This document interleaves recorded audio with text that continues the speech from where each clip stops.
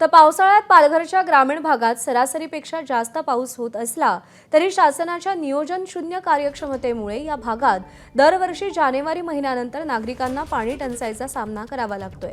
आणखी किती वर्ष आम्हाला पाण्यासाठी वणवण करावी लागेल असा प्रश्न इथल्या नागरिकांकडून उपस्थित केला जातोय।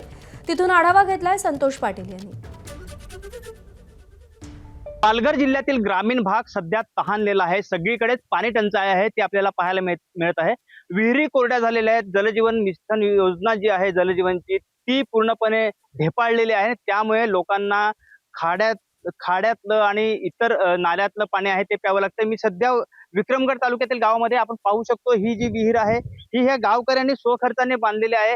ही विहीर सुद्धा पूर्णपणे कोरडी झालेली आहे। होळीनंतर ही विहीर कोरड पडते। तर आपण इकडे पाईप बघतोय जलजीवन मिशन योजनेचे ते पूर्णपणे असेच पडलेले आहेत। योजना पूर्ण झालेली नाही। काय सांगशील, काय अडचण आहे पाण्याची? तर पाण्यामुळे तर आम्हाला खूप प्रॉब्लेम येतात, म्हणजे खूप अडचणी आहेत। जसं की एखादं मुलगी बघायला गेला मुलासाठी तर ते बोलतात तुमच्याकडे पाणी नाही, आम्ही मुलगी का द्यायच्या वगैरे असं। अजून आमच्याकडे लहान लहान मुलं असतात, आई एकटी असली घरात तर ती स्वयंपाक बनवणार, मुलांना डबा देणार, की शाळेत पाठवणार, घरातलं कामं करणार, की शेतीची कामं करणार। विहीर पण कोरडी आहे, कधीपासून कोरडी?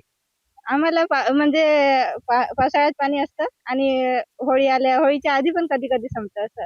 दरवर्षी यंदा पाऊस थोडा जास्त झाला म्हणून होळीपर्यंत पुरला, त्याच्या आधी पण संपतं असं। पाणी योजनेचे पाईप इकडे सगळे पडलेले आहेत। हा, ते पाणी योजनेचे पाईप सगळे येऊन पडले, ते आता 3-4 वर्ष येऊन पडले ते पाईप, पण त्याचं काय हे नाही। आणि पाईपलाईन देतात ते हे बघा तुम्ही इथे बघताच आहे, पाईपलाईन टाकी आहे पण आम्हाला काही पाणी पोहोचत नाही। कितींदा कंप्लेंट करणार तरी पण येत नाही, दरवर्षी कंप्लेंट करतो आम्ही।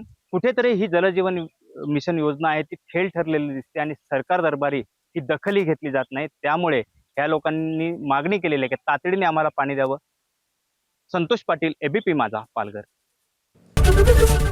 एबीपी माझा, उघडा डोळे बघा नीट।